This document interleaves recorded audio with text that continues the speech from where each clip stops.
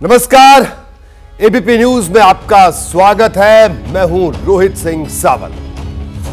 भारत का रहने वाला हूं, भारत की बात कहता हूं। कैफी आजमी का एक शेर है, तुम इतना जो मुस्कुरा रहे हो क्या गम है जिसको छिपा रहे हो।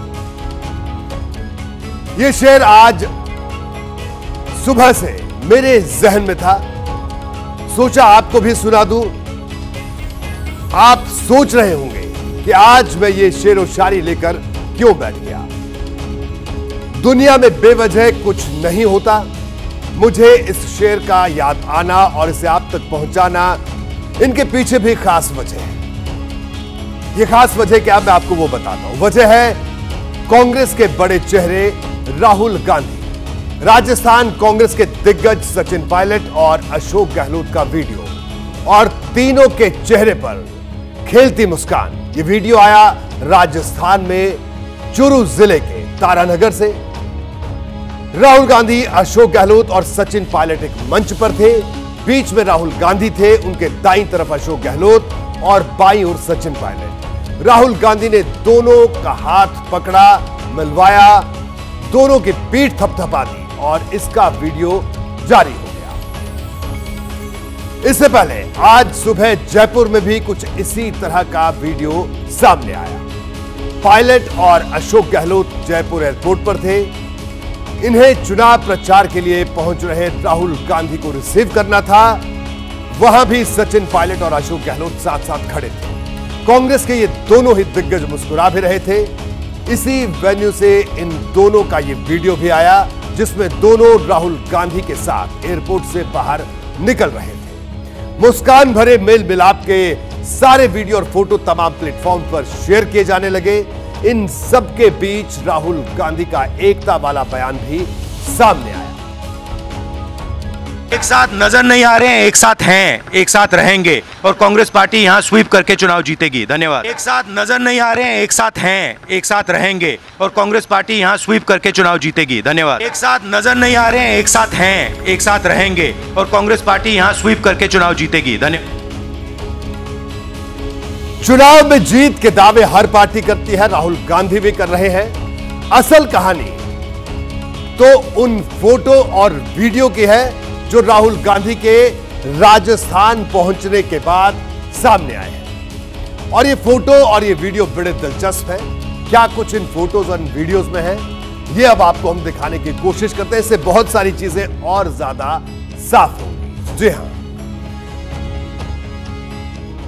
सवाल कई उठते हैं। सवाल क्या है इन फोटो और वीडियोज के जरिए? सवाल नंबर 1, राजस्थान में कांग्रेस को बार बार एकता वाला संदेश क्यों देना पड़ रहा है? सवाल नंबर 2, राहुल गांधी, अशोक गहलोत और सचिन पायलट को एक मंच पर तो ले आए, लेकिन क्या एक पेज पर लाने में भी कामयाब रहे? सवाल नंबर 3, क्या कांग्रेस की पूर्व अध्यक्ष और पार्टी की सबसे सीनियर नेता सोनिया गांधी का जयपुर विजिट वाकई असर दिखा रहा है?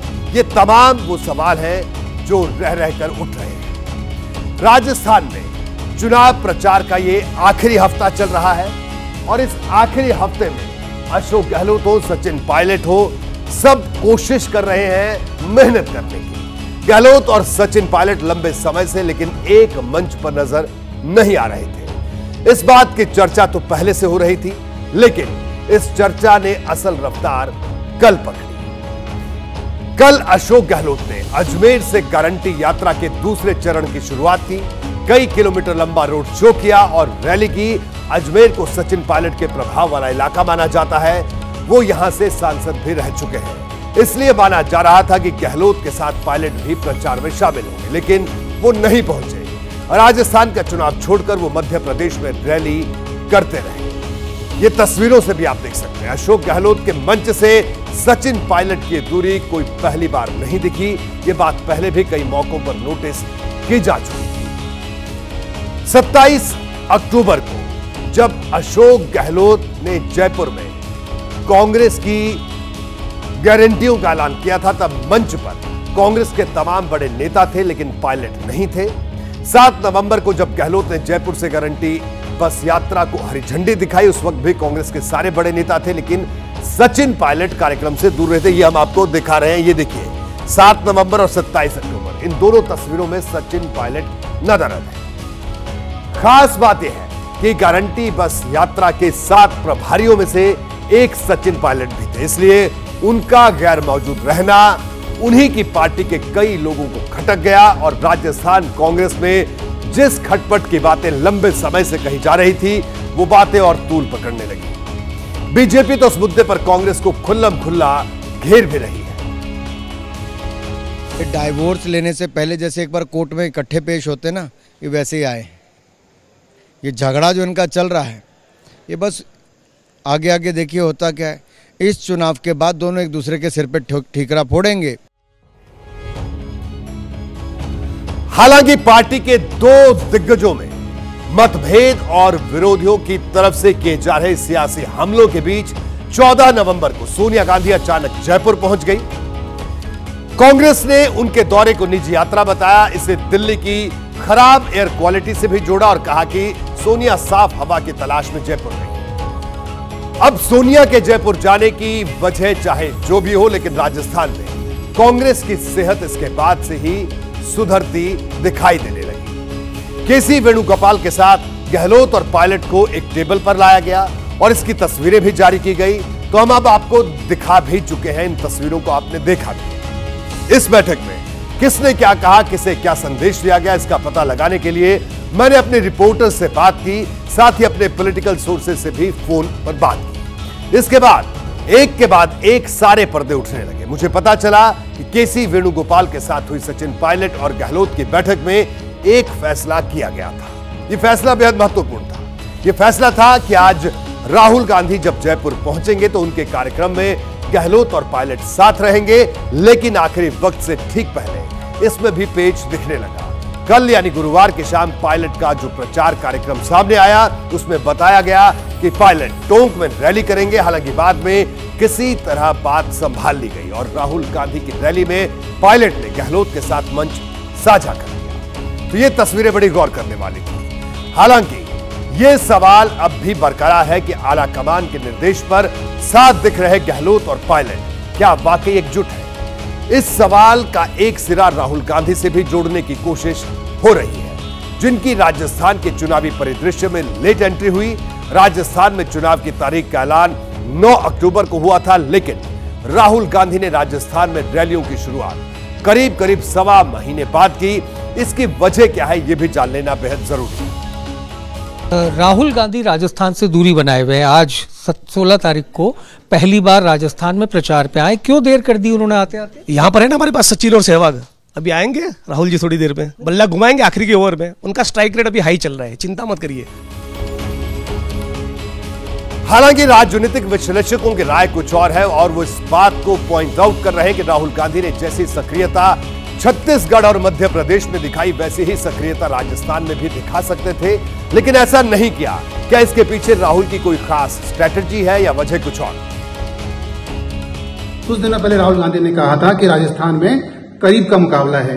क्या इसी करीबी मुकाबले के डर से राहुल गांधी ने राजस्थान में दूरी बनाई है और वे मुख्यमंत्री अशोक गहलोत के चेहरे के आधार पर ही राजस्थान में अपनी हार जीत को तय करना चाहते हैं? हालांकि अब राहुल राजस्थान पहुंच चुके हैं। वो चूरू की रैली में गहलोत और सचिन पायलट को एक मंच पर ला चुके हैं और राजस्थान की चुनावी बाजी जीतने के लिए रैलियां भी कर रहे हैं। राहुल गांधी ने आज चूरू जिले की तारानगर सीट, हनुमानगढ़ जिले की नोहर सीट और श्रीगंगानगर जिले की सादुल शहर सीट पर रैली की। सवाल यह है कि राहुल ने राजस्थान में रैलियों की शुरुआत इन्हीं 3 सीटों से क्यों की? जवाब के लिए इन तीनों सीटों का सियासी इतिहास और भूगोल समझना जरूरी है। ये तीनों सीट ऐसी हैं जहां से पिछले चुनाव में कांग्रेस को जीत मिली थी। यहां कांग्रेस की स्थिति तो ठीक ठाक बताई जा रही है, लेकिन ये तीनों ही सीटें ऐसी हैं जहां अशोक गहलोत और सचिन पायलट का व्यक्तिगत असर कोई बहुत ज्यादा नहीं है। दिल्ली में कांग्रेस के इनसाइडर्स ने जो मुझे बताया, उसके मुताबिक राहुल ने प्रचार के लिए पहले दौर के लिए इन तीनों सीटों का चुनाव बेहद सोच समझ कर किया। इसकी जो वजह बताई जा रही है वो भी बड़ी दिलचस्प है। मुझे बताया गया कि राहुल इसके जरिए एक मैसेज देना चाहते थे। वो मैसेज क्या है, अब हम आपको वो दिखाते हैं। राहुल का ये मैसेज है। राहुल खुद को किसी खेमे में नहीं दिखाना चाहते। इस बात का क्लियर मैसेज देना चाहते थे कि उनकी नजर में गहलोत और सचिन पायलट दोनों की अहमियत बराबर है, इसलिए किसी खास प्रभाव क्षेत्र, खास नेता के प्रभाव क्षेत्र वाले इलाके में वो नहीं गए। अगर प्रचार के एक हफ्ते पहले भी इस तरह के मैसेज देने की जरूरत है तो स्थिति का अंदाजा लगाया जा सकता है। बहरहाल मंच पर अशोक गहलोत और सचिन पायलट भले ही हाथ मिला चुके हो और इनकी हंसती मुस्कुराती फोटो भी आ चुकी हो, लेकिन आगे की राह पर भी कदम कदम फूंक कर चलना होगा। ये तो बात हुई कांग्रेस की।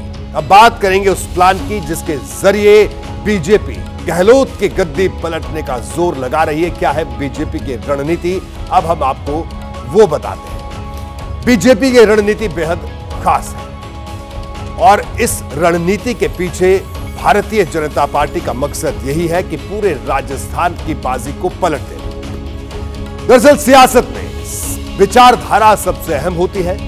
चुनावी भाषणों में सियासी दल एक दूसरे की विचारधारा को ही निशाना बनाते हैं। मध्य प्रदेश में चुनाव प्रचार का शोर थमा तो दिग्गज नेताओं की फौज राजस्थान के लिए कूच कर गई।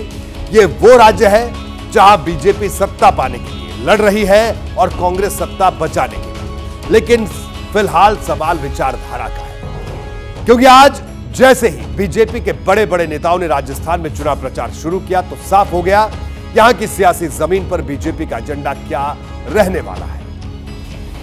आज मैं राजस्थान में बीजेपी के चुनाव प्रचार के तौर तरीकों को देख रहा था, चुनावी मंच से दिए जा रहे भाषण सुन रहा था, कुछ जानकारी निकाल रहा था, उम्मीदवारों के बारे में रिसर्च कर रहा था और जो जानकारी निकलकर सामने आई उसने यह बता दिया कि राजस्थान विधानसभा चुनाव में बीजेपी का एजेंडा क्या रहने वाला है। यह तस्वीर कैसे साफ, देखिए।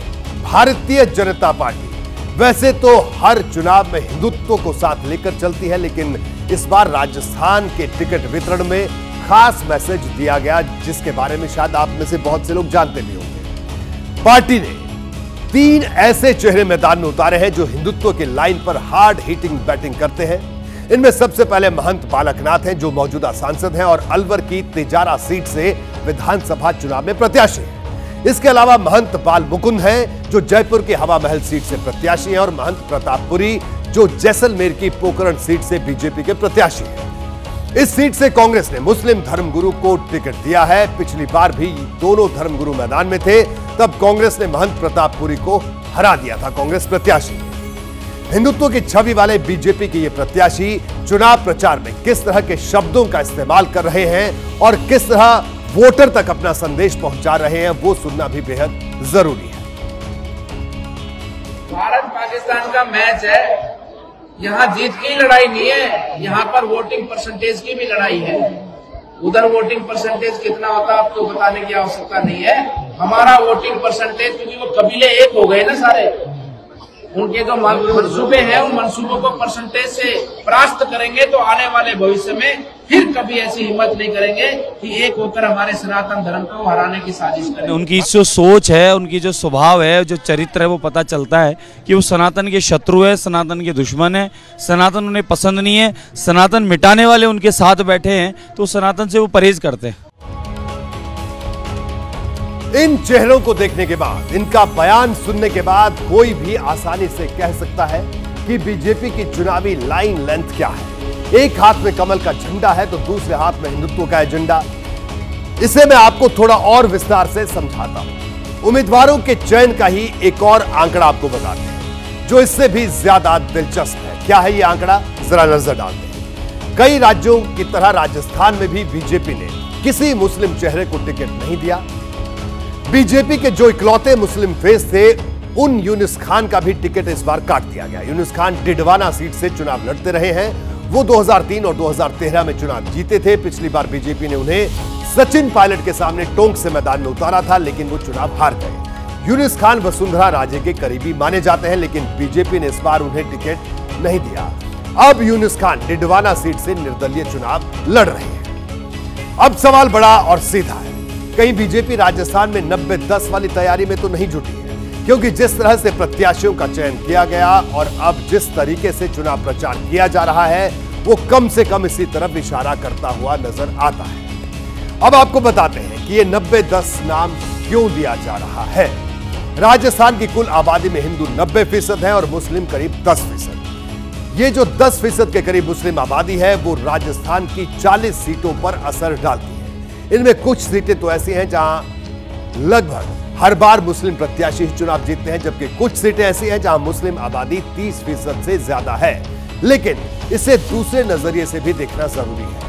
मुस्लिम वोटर के वर्चस्व वाली 40 सीटों को छोड़ दिया जाए तो 159 सीट ऐसी हैं जिन पर बीजेपी की सीधी प्लानिंग है और सीधी नजर है। यह भी इस रणनीति के पीछे की बड़ी वजह है। यानी बीजेपी की अपनी रणनीति, कांग्रेस की अपनी रणनीति है। बीजेपी ने भले ही किसी मुस्लिम चेहरे को टिकट ना दिया हो, लेकिन कांग्रेस इस मामले में बिल्कुल अलग है, अलहदा है। राजस्थान के चुनाव में कांग्रेस ने 15 सीट पर मुस्लिम प्रत्याशी उतारे हैं। ऐसा हिंदुत्व खेलने वाले पार्टी भारतीय जनता पार्टी नहीं है। हम तो विनेबिलिटी के आधार पर टिकट देते हैं। हम माइनॉरिटी बोले तो सिर्फ मुस्लिम ही नहीं, मैं तो हम सिख को भी दिया है, जैन को भी दिया है और कई कम्युनिटी। इधर तो जैन अगर थोड़ा ज़्यादा संख्या में होगा, जहाँ भी जैन बहुत कम संख्या में, उधर भी हमने जैन को दिया है, सिंधी को दिया है। तो इसका अर्थ ये नहीं है कि इज द मेन क्राइटेरिया। ये मुल्क हिंदू, मुस्लिम, सिख, ईसाई, पारसी, बुद्धिस्ट, जैन सभी का है। सबको साथ में लेकर चलना चाहिए। अब किसी की नीयत में खोट हो, किसी की विचारधारा ही कोमवादी मनुवादी हो तो क्या करे, जनता सब देख रही है। ये न हिंदू के न मुसलमान के हैं, ये केवल सत्ता के हैं, ये केवल पूंजीपतियों के चापलूस है। राजस्थान के कई जिले ऐसे हैं जहां मुस्लिम आबादी अच्छी खासी मानी जाती है।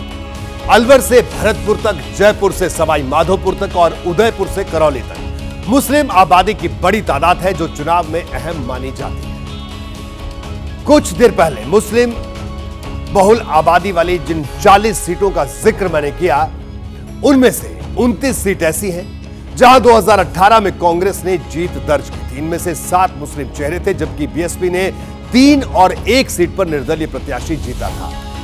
ये चारों विधायक कांग्रेस में शामिल हो चुके हैं। 2018 में इन 40 सीटों में से बीजेपी ने सिर्फ 7 सीटें जीती थी। यानी यह भी एक रणनीति है। यानी बीजेपी का जोर इन सीटों पर बहुत ज्यादा नहीं है। इन सीटों पर होने वाली राजनीति को आधार बनाकर वो बाकी की करीब 159 सीटों तक संदेश पहुंचाना चाहती है। बड़ी बात यही है, आज यूपी के मुख्यमंत्री जिनकी पहचान हिंदुत्व से जुड़ी है, वो आज अजमेर में थे। उनके भाषण का एक हिस्सा सुनिए, तस्वीर कुछ और ज्यादा साफ है। यहां की सरकार तुष्टीकरण की नीति पर चल करके यहां के धर्म स्थलों पर पैसे को खर्च करने से रोकती है। भारतीय जनता पार्टी की डबल इंजन की सरकार ही आपको सुरक्षा की गारंटी दे सकती है। बीजेपी के जितने भी हिंदुत्व की छवि वाले नेता हैं, उनके अधिकतर दौरे ऐसे जिलों में कराए जा रहे हैं जहां से एक खास मैसेज हिंदू समाज के वोटर के बीच जाए। दिल्ली से बीजेपी के सांसद हैं, नाम है रमेश विधुड़ी। पिछले दिनों संसद में बीएसपी सांसद दानिश अली को अभद्र बातें उन्होंने कही थी। उन्हें बीजेपी ने टोंक में चुनाव प्रचार के लिए भेजा है। कहने को तो यह बीजेपी के गुर्जर पॉलिटिक्स है, लेकिन दूसरे नजरिए से देखें तो टोंक में मुस्लिम आबादी बड़ी तादाद में है और यहां जाकर वो बार बार पाकिस्तान का जिक्र कर रहे हैं। इस राजस्थान के चुनाव के ऊपर और ऊपर से टोंक के चुनाव के ऊपर लाहौर की भी नजर है कि पीएफआई के लोगों को शरण कौन देता है। पीएफआई के लोग पकड़े जाते हैं, उनको रोटी कौन खिलाता है? टोंक में बैठे वाले लोग खिलाते हैं। तो यहां तो लाहौर की भी नजर है भाइयों। हमको देखना पड़ेगा कि उस दिन 25 तारीख के चुनाव के बाद देश में लड्डू बंटने चाहिए या लाहौर में लड्डू बंटने चाहिए। तो चुनाव में लाहौर की एंट्री भी हो चुकी, आपने सुना। बीजेपी के नेताओं का भाषण बताता है कि वो विधानसभा चुनाव को किस दिशा में ले जाना चाहते हैं। हाल ही में जब प्रधानमंत्री नरेंद्र मोदी ने उदयपुर में रैली की थी तो टेलर कन्हैया लाल की हत्या का जिक्र उन्होंने किया था। इसी तरह जब अमित शाह राजस्थान के मकराना में थे तो कन्हैया लाल की हत्या का जिक्र करने से वो भी नहीं भूले थे। धोखे से वार न करने की परंपरा को जिया है उस राजस्थान की धरती पर इतना बड़ा पाप हुआ। कपड़े सिलाने के बहाने लोग आते हैं और बिना डर बिना खौफ के टेलर का गला काट देते हैं और वीडियो बनाकर गर्व से वायरल कर देते हैं। कन्हैयालाल तेली का गर्दन काटकर मौत के घाट उतार दिया।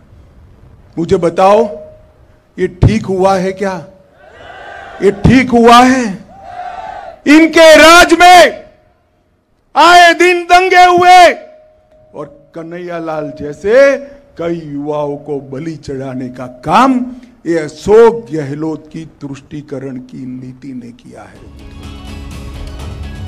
बीजेपी के रणनीतिकार राजस्थान के चुनाव प्रचार को एक खास तरीके से डिजाइन कर रहे हैं। आने वाले दिनों में पीएम मोदी जयपुर और जोधपुर में रोड शो करते दिख सकते हैं, लेकिन इस रोड शो को प्लान करने के पीछे की भी खास तैयारी है। पीएम मोदी के रोड शो को मुस्लिम बाहुल्य इलाकों से गुजारने की तैयारी है। जयपुर और जोधपुर दोनों ही शहरों में खास तरह से रूट डिजाइन किया गया है। दोनों ऐसे शहर हैं जहां कुछ दिन पहले ऐसी घटनाएं भी हुई थी जो चर्चा में रही थी। पीएम मोदी इन जगहों पर खुली गाड़ी में सवार होकर रोड शो कर सकते हैं। तो रोड शो की तैयारी, रैलियों और भाषणों के जरिए भी किस तरह की बातें कही जा रही हैं, यह भी हमने आपको बताया।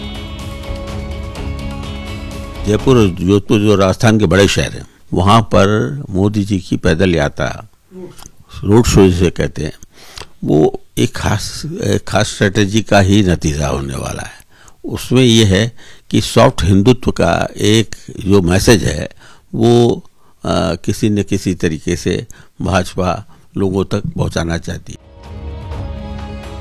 राजस्थान में चुनाव प्रचार के लिए अभी करीब करीब एक हफ्ते का समय बचा है और बीजेपी की रणनीति ने यह साफ कर दिया है कि इस बार कांग्रेस की सरकार के खिलाफ मुद्दा क्या रहने वाला है।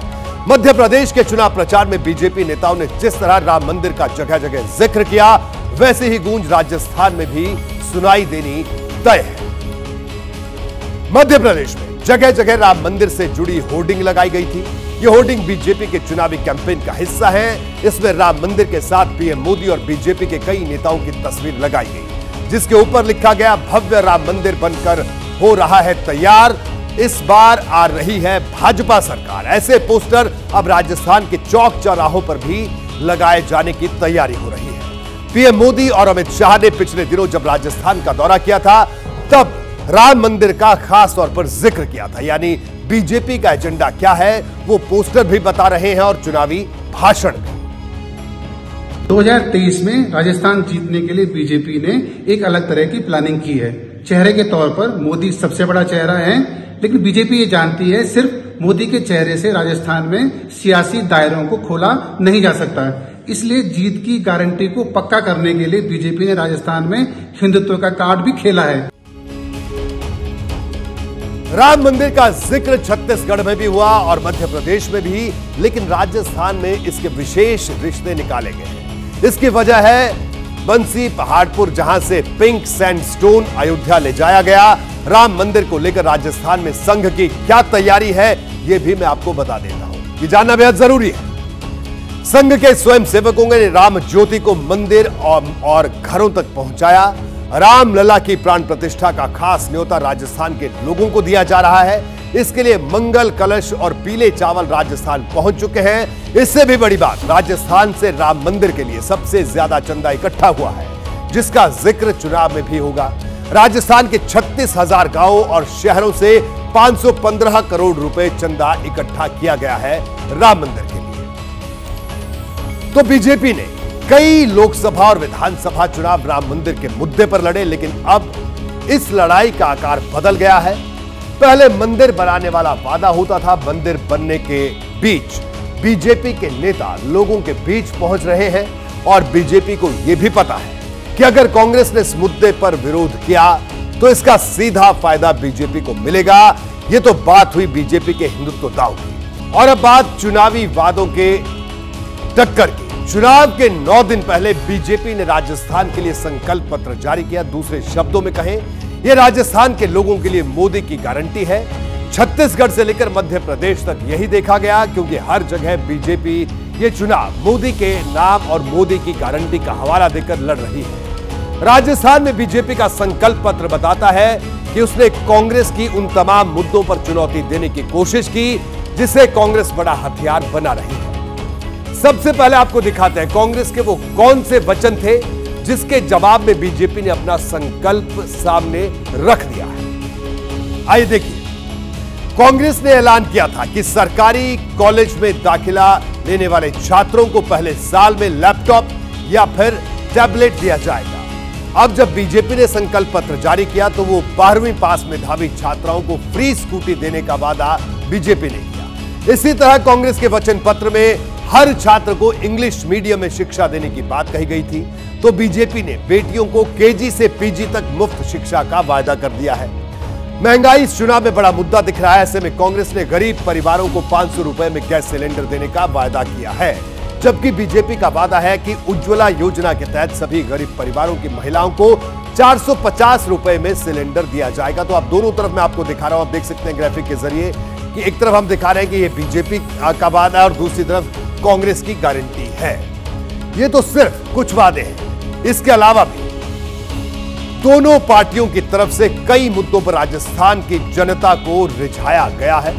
बीजेपी कहती है कि संकल्प पत्र उसके लिए सिर्फ शब्द नहीं है बल्कि घोषणा वाक्य है। यही वजह है कि इसे मोदी की गारंटी का नाम दिया जा रहा है। पीएम मोदी खुद चुनावी सभाओं में कहते दिखाई दे रहे हैं, लेकिन कांग्रेस बीजेपी के वादों को खोखला बता रही है। जब मोदी गारंटी देता है, जब मोदी गारंटी देता है, जब भाजपा गारंटी देती है तो वो जमीन पर उतरती है, घर घर पहुंचती है, हर लाभार्थी तक पहुंचती है। याद रखिएगा, याद रखेंगे, याद रखेंगे, याद रखिएगा, मोदी यानी हर गारंटी पूरी होने की गारंटी। मोदी जी कहते हैं मोदी जी की गारंटी। देखिए लोग हंस रहे हैं, ये देखिए लोग हंस रहे हैं। नहीं भाइयों बहनों, वो सच बोल रहे हैं। मोदी जी की गारंटी का मतलब अदानी की गारंटी। मोदी जी की गारंटी है जो अदानी जी चाहेंगे, मोदी जी की गारंटी है अदानी जी को वो दे देंगे। बीजेपी शुरुआत से ही विधानसभा चुनाव में प्रधानमंत्री का नाम और चेहरा आगे करती है और मोदी की गारंटी का स्लोगन देना इसी रणनीति का हिस्सा है। बीजेपी जानती है कि अगर फंसे हुए मुकाबले को कोई चेहरा उसे संजीवनी दे सकता है तो वो मोदी ही है। इसलिए चुनावी नारे से लेकर संकल्प पत्र की टैगलाइन में मोदी का खास तौर पर जिक्र है। जैसे ही घड़ी का काटा दोपहर 2:30 पे आए, बबीता जी का दिल सास बहू साजिश के लिए मचल जाए। और ये है इनकी बहू, पूरे दिन ऑफिस की टेंशन हो जाए गॉन जब ये करें अपना फेवरेट शो फ्री टाइम पे ऑन। इनकी तरह आप भी देखिए अपना फेवरेट शो अपने टाइम पर और डाउनलोड कीजिए एबीपी लाइव ऐप अपने स्मार्ट टीवी पर।